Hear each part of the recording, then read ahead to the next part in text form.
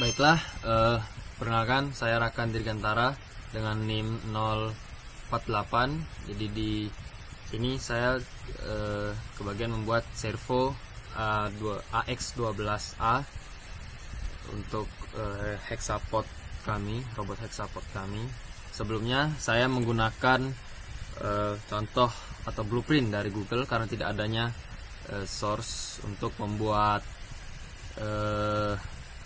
servo ini di YouTube, dan juga saya meminta bantuan dari AI untuk membuatnya dan juga trial and error beberapa kali.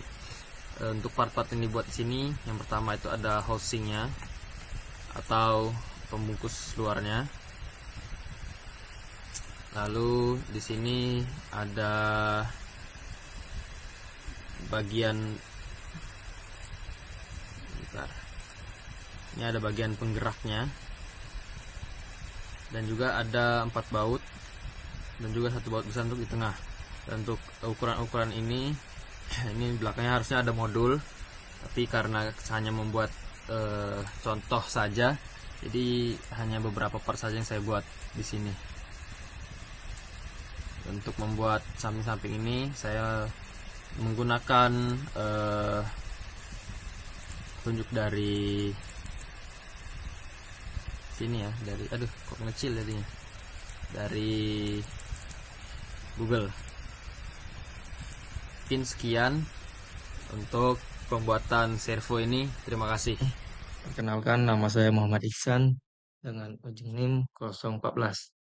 Di sini saya membuat kerangka hexapod atau badan dari robot laba-laba.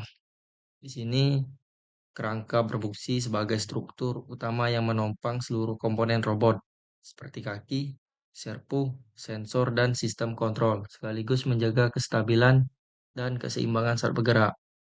Selain itu, kerangka ini menjadi penghubung antar komponen agar tersusun rapi dan kuat, melindungi bagian internal dan benturan, serta menentukan bentuk, ukuran, dan efisiensi pergerakan hexapod, sehingga robot lebih tahan lama dan mudah dikembangkan. Perkenalkan, nama saya M. Dafa Alfaiz dengan ujung NIM 016.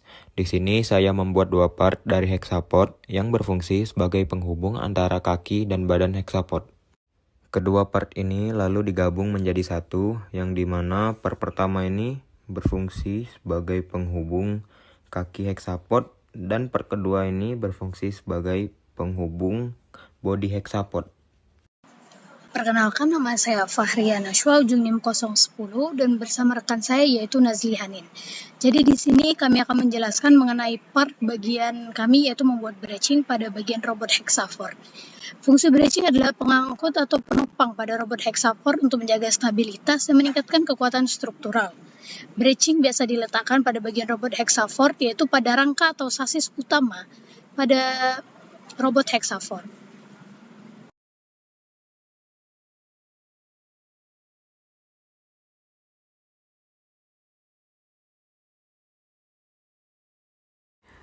Perkenalkan, nama saya Nazli Hanin dengan ujung NIM 018. Jadi, fungsi selanjutnya adalah untuk memperkuat titik sambungan. Area di mana kaki terhubung ke bodi utama seringkali menjadi titik yang lemah. Lalu, meningkatkan akurasi gerakan. Robot hexapod mengandalkan perhitungan kinematika yang presisi untuk menentukan cara setiap kaki bergerak. Dan yang terakhir, untuk mengurangi getaran.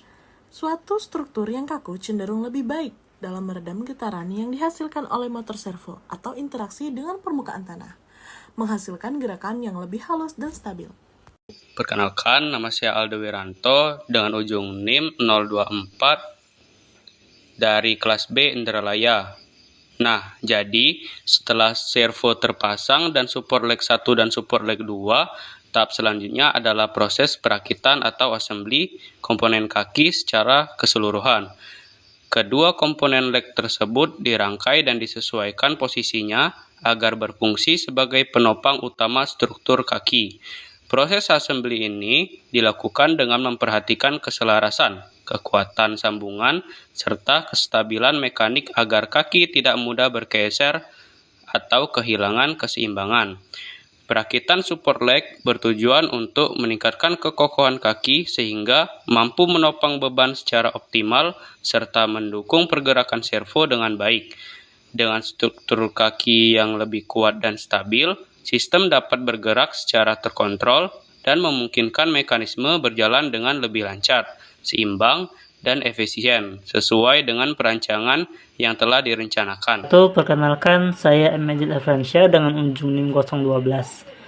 Di sini saya mendapatkan part membuat leg dari Hexapod kami. Nah, saya mohon maaf dulu karena PC saya tidak bisa screen record saat ini. Tidak bisa, jadi saya langsung merekam dari monitornya dan monitornya tidak IPS ya, mohon maaf. Ya, untuk membuat leg ini kita menggunakan rectangle dengan ukuran 200 x 300. Setelah kita rectangle, kita feature di extrude boss dengan ukuran 10 mm. Setelah itu kita sketch lagi. Kita ambil di ini di line, buat line ini sama line ini. Setelah itu kita yang ini, center point ini untuk membuat lengkungannya. Untuk membuat lengkungan ini sama lengkungan yang ini. Nah, setelah itu kita harus convert entities. Setelah kita convert entities, kita bisa melakukan extrude cut. Nanti dia berbentuk seperti ini. Oh ya, untuk ngebentuk agar dia rapi seperti ini, kita harus tarik center line. Terus pertama kita offset surface dulu. Terus kita ambil edge yang ini. Lalu kita ini ya, center line. Nanti dia akan ada garis di tengah-tengah sini. Di garis-garis tersebut kita bisa sketch dan kita tambahkan circle. Yang ini, yang ini, yang ini, yang ini, yang ini, yang ini. Ukurannya bisa kita samakan dengan cara kita menekan circle-circle tadi. Lalu kita jangan lupa di shift sambil menekan circle tersebut. Lalu kita equal agar ukurannya sama. Begitupun dengan yang ini ya. Jaraknya bisa kita atur menggunakan smart dimension. Begitupun dengan yang ini ya. Ini bisa kita equal agar dia sama. Nah, setelah itu kita extrude cut. Nanti dia akan bolong, guys. Dia akan bolong, dia akan seperti ini. Nah, setelah ini jadi, jangan lupa kita save dan kita masuk ke assembly-nya. Ini. Saya tadi mendapatkan bagian yang ini. Dan bagian bracing, rubber pad-nya sama supportnya dibuat sama teman saya. Kita tinggal nge-assembly agar jadi berbentuk seperti ini. Ini sederhana saja. Ini menggunakan concentric dan coincident. Begitupun yang ini concentric dan coincident. Nanti di sini bakalan ditambahkan servo sama teman saya sehingga dia bisa ke atas dan ke bawah. Nah, kaki ini fungsinya sama seperti kaki pada umumnya. Dia berguna untuk menggerakkan si robotnya tadi ya. Dia bisa ke atas, ke bawah, ke depan, ke belakang, muter, yang seperti itu. Itu saja dari saya. Terima kasih.